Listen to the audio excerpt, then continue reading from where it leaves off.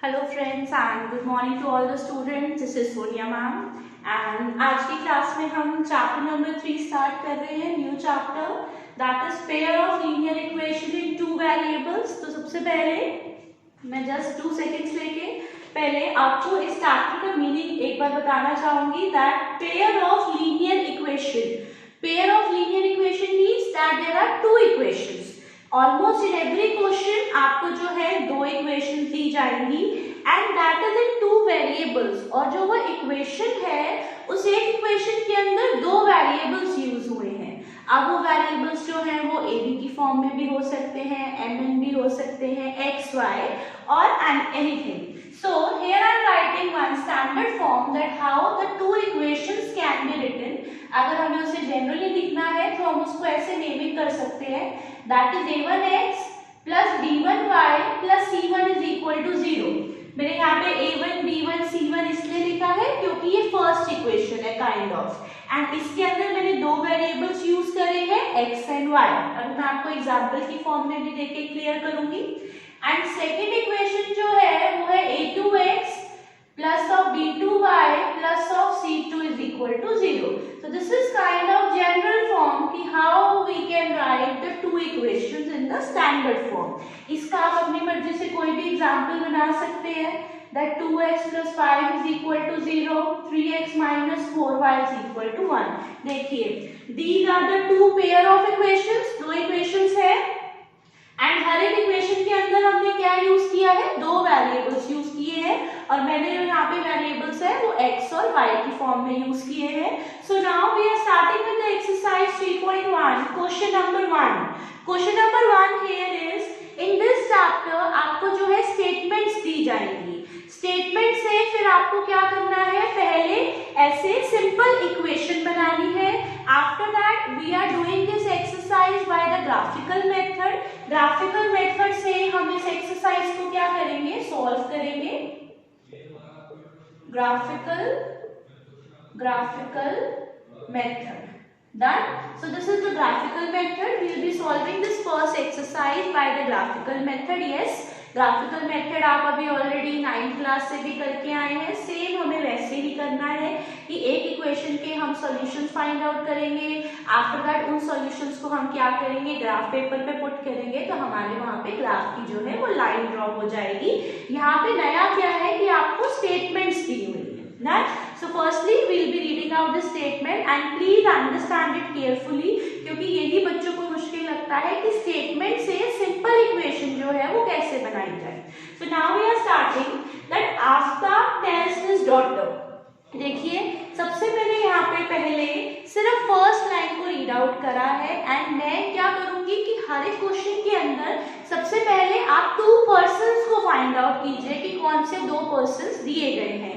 तो यहाँ पे इस क्वेश्चन के अंदर दिया गया है आफ्ताब और उसकी डॉटर। तो सबसे पहले हम उससे लेट कर लेंगे question number 1, let the age of Aftab. तो सबसे पहले हमने आफ्ताब की एज को क्या लेट कर लिया, x, and the age of his daughter की एज को हमने क्या लेट कर लिया, y। तो सबसे पहले हमने टू पर्सन्स को फाइंड आउट किया है और उनकी एज को हमने x और y की फॉर्म में लेट कर लिया। Now I am reading Aftab tales his daughter 7 years ago। अब जो हमें फर्स्ट कंडीशन है इस क्वेश्चन के अंदर, वो क्वेश्चन के अंदर कंडीशन किस अकॉर्डिंग दी गई है, 7 years ago। अगो मीन्स आप काइंड ऑफ पास्ट में जा रहे हैं, पहले जा रहे हैं पास्ट में। तो अगो इज, तो आपको क्या करना है, माइनस 7 years ago। तो अब मैं फिर दोबारा यहाँ पे क्या लिखूंगी, आफ्ताब की एज। तो ये क्या हो जाएगी, x - 7 और उसके डॉटर की एज क्या हो जाएगी, y - 7। ठीक है, मैंने यहाँ पे माइनस क्यों करा है, क्योंकि 7 years ago था। अगो मीन्स माइनस, तो हमने क्या किया, दोनों की एज में क्या कर दिया है, -7 कर दिया। Now I am reading out 7 years ago I was 7 times as old as you were then। I means यहाँ पे कौन बात कर रहा है, Aftab. Suppose if I am Aftab, तो आफ्ताब कह रहा है I was 7 times as old as you were then। Okay, तो सबसे पहले हम यहाँ पे क्या करेंगे, ये जो दोनों हमने यहाँ पे बनाया है x minus 7 and y minus 7, मैंने इसको क्या कर लिया, इक्वल टू में रख लिया। तो ये आपको क्लियरली पता होना चाहिए कि x माइनस 7 जो है वो आफ्ताब की एज है और जो y माइनस 7 है वो क्या है, उसकी डॉटर की एज है। ओके, तो आफ्ताब ने क्या कहा, I was 7 times as old as you were then।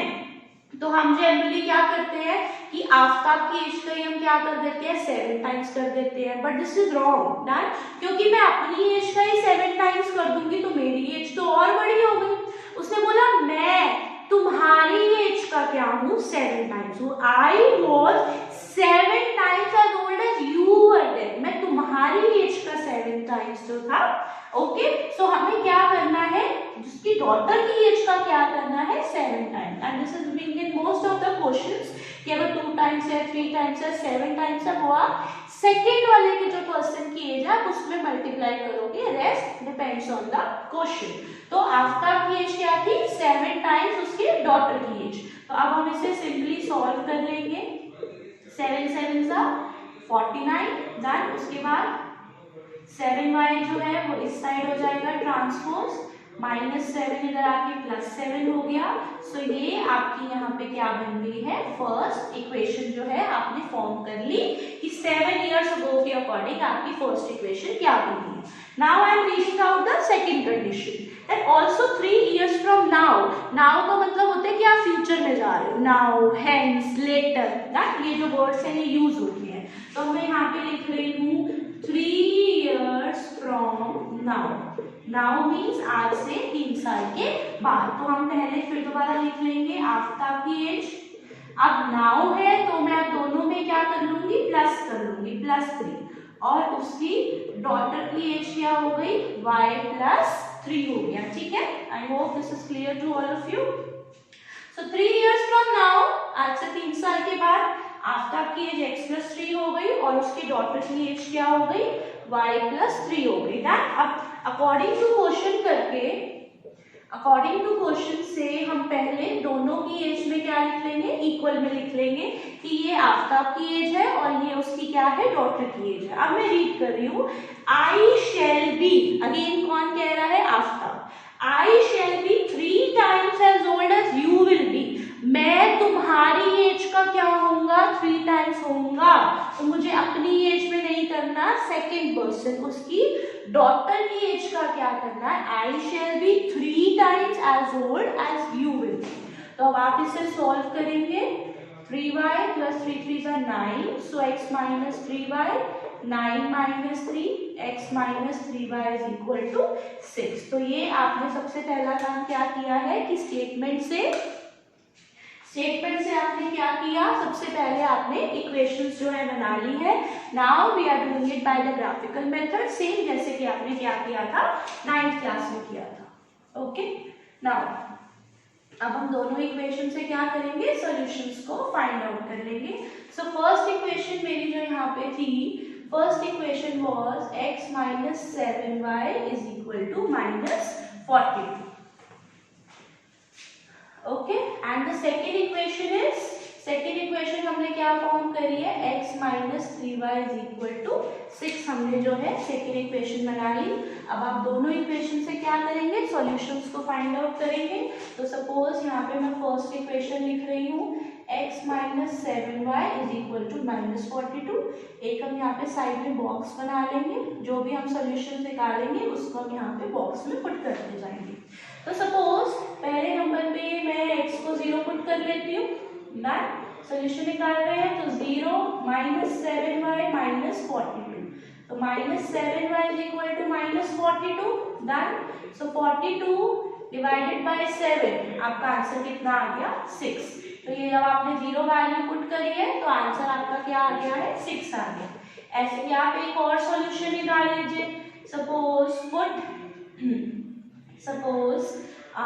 y = 7 x की वैल्यू में पुट करें चाहे y की वैल्यू में पुट करें। अच्छा एक चीज मैं आपको यहाँ पे क्लियर कर रही हूँ, जैसे कि मैं 0 पुट कर रही हूँ या कोई और नंबर पुट कर रही हूँ, you can put any of the value, for example starting from 0, 1, -1, 2, -2, 3, -3 और एनी ऑफ द वैल्यू। बस हमें ये ध्यान रखना है कि सॉल्व करने के बाद हमारा जो आंसर है वो प्रॉपर होल नंबर में आए, फ्रैक्शन में ना आए, बिकॉज फ्रैक्शन आएगा तो फिर आपको वो ग्राफ में प्लॉट करने में डिफिकल्टी होगी। तो सपोज अगर मैं y को 7 पुट करूं, सो 7 इज इक्वल टू -42, ये हमारी क्या है, फर्स्ट इक्वेशन है। डन। सो ये -49 हो जाएगा। सो -49 इधर आके क्या हो जाएगा, +49। सो ये आपका x का आंसर क्या आ गया, 7। तो जब आपका x का आंसर y आपने 7 पुट किया था तो x का आंसर भी आपका क्या आ गया, 7 आ गया। डन। और आप ऐसे और वैल्यूज को भी पुट कर सकते हो, ठीक है। So here I find out the 2 solutions of this first equation. ऐसे ही अब हम सेम मैनर में सेकेंड इक्वेशन के भी क्या करेंगे, सॉल्यूशंस को फाइंड आउट करेंगे।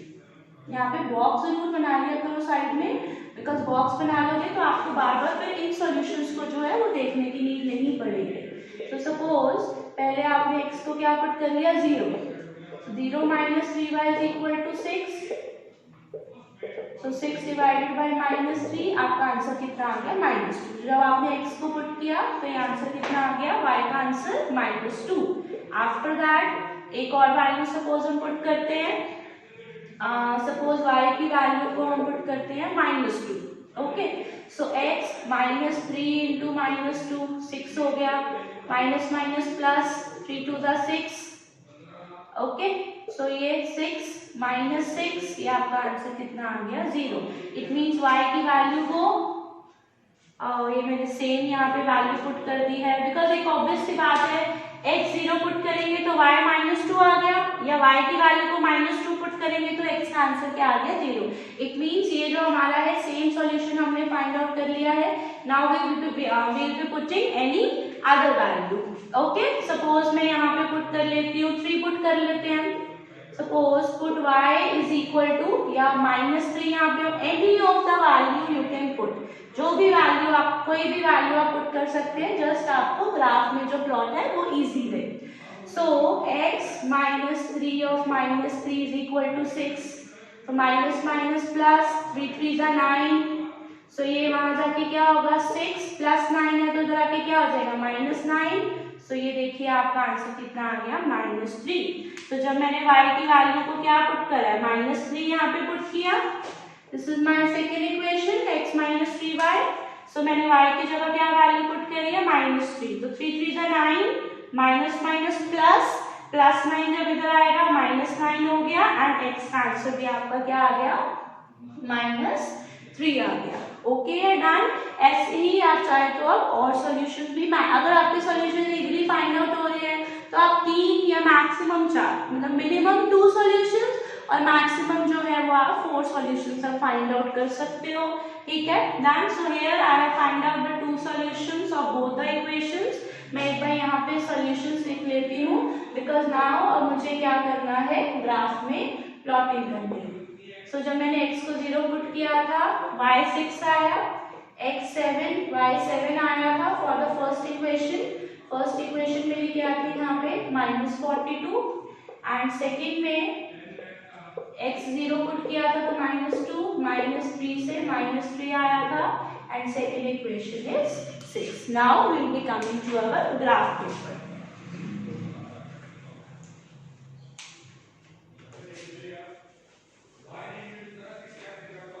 ग्राफ पेपर आप सारे अभी 9th क्लास में ऑलरेडी करके आए हैं। So this is our graph paper. Firstly you have to mention it कि ये हमारा x पॉजिटिव एक्सिस होता है, x नेगेटिव, आफ्टर दैट ये y पॉजिटिव, और ये डाउनवर्ड क्या होता है, y नेगेटिव। सेंटर में 0 हो गया, ओरिजिन 1 2 3 4 5 6 7 ये हमारी नेगेटिव वैल्यूज होती हैं। ये पॉजिटिव आ जाएंगी y की values 4 5 6 7, -1 -2 -3 -4 -5। Okay, now will be coming to our putting. x 0 y 6 है, x 0 है y 6 है, तो आप डायरेक्टली y 6 पे ही क्या करोगे, पुट करोगे और हर एक पॉइंट के साथ में आप कोऑर्डिनेट्स मेंशन करोगे। x 7 है, y 7, इट मींस x के 7 से आपने कहां तक जाना है, y के 7 पे। So when you will be joining these points with the help of a scale, तो यहाँ पे ये देखो आपकी जो फर्स्ट इक्वेशन क्या है, फर्स्ट इक्वेशन की आपने क्या करा है, लाइन ड्रॉ आपने कर ली। तो फर्स्ट ग्राफिकल लाइन जो है आपकी आ चुकी है। अब इस लाइन के ऊपर हम काइंड ऑफ क्या करेंगे, इक्वेशन लिख देंगे, सो दैट कल को जब हम दो लाइंस ड्रॉ कर चुके होंगे ग्राफ के ऊपर तो हमें कंफ्यूजन ना हो कि कौन सी लाइन किसकी है, किस इक्वेशन की है। सो हमने इस लाइन की यहाँ पे क्या करी, नेमिंग कर दी ना। ऐसे ही अब हम सेकेंड के लिए पुट करेंगे, x 0 है, y -2, तो y नेगेटिव आपका ये डाउनवर्ड आता है, तो ये 0 -2 हो गया। उसके बाद x के -3 से आपने कहां तक जाना है, y के -3 तक, तो ये पॉइंट आपका क्या आ गया, एक इधर आ गया, -3, -3।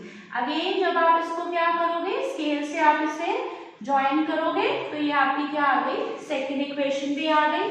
अगेन आप इसके ऊपर क्या कीजिए, इसकी भी नेमिंग कर दो, x - 3y = 6 आ गया, ठीक है, done,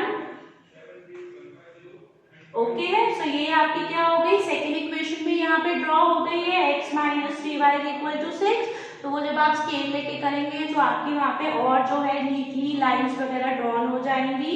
so here we have completed our first question, graphical method. Statement से हमने इक्वेशंस बनाई, इक्वेशन से सॉल्यूशन फाइंड आउट करके we have plotted this on the graph paper. So I hope आप सबको ये फर्स्ट क्वेश्चन समझ आया है।